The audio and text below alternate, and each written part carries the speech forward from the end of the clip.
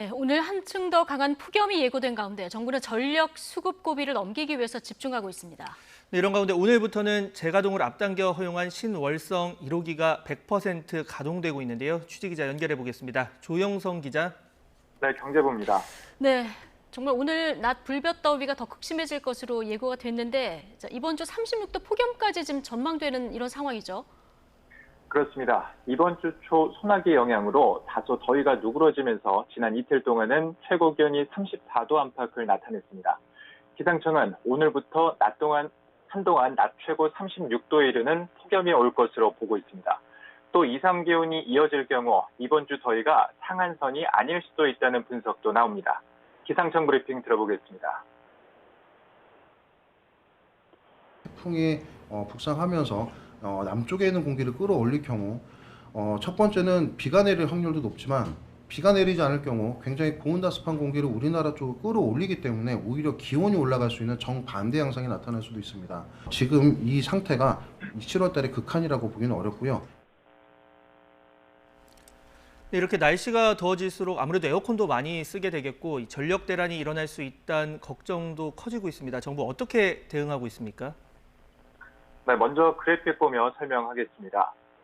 전력 수요는 휴일보다 산업 생산이 집중된 평일에 크게 오르는데 이 때문에 지난주에는 평일 전력 예비율이 10%에서 12%를 오가며 간신히 두 자릿수를 지켰습니다. 이번 주도 주중에 들어서면서 이틀 전 17%, 어제 12%로 다시 크게 떨어졌습니다. 정부는 전력 고비를 넘기기 위해 원자력 발전소 3기의 전력을 이달 안에 추가로 공급하기로 예고했습니다. 이 가운데 화재로 멈췄던 신고리 4호기는 어제 안정성 확인을 거쳐 재가동을 승인받았고 월성 3호기는 모레부터 전력 공급을 시작할 예정입니다. 지난 18일 가동을 시작한 신월성 1호기는 오늘 오후 들어 100% 출력하면서 1050메가와트의 전력을 생산하고 있습니다. 한국수력원자력의 설명 들어보겠습니다. 원자력 발전소는 원자력 안전위원회의 재가동 승인 후 원자로 기동, 터빈 발전기 기동을 거쳐 전력망에 발전기를 연결하게 됩니다.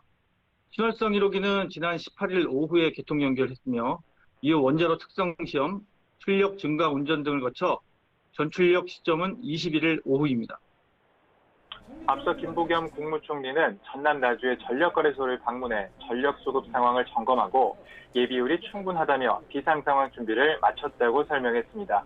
또 문승욱 산업부 장관은 서울 마포에 있는 지하 발전소를 찾아 비상 대응 태세를 유지해달라고 당부하기도 했습니다.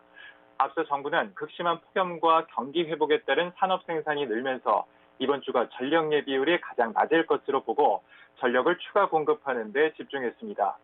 평년보다 3주 정도 일찍 찾아온 무더위는 다음 달 초를 지나면서 서서히 누그러질 것으로 전망됩니다. 지금까지 경제부에서 YTN 조용성입니다.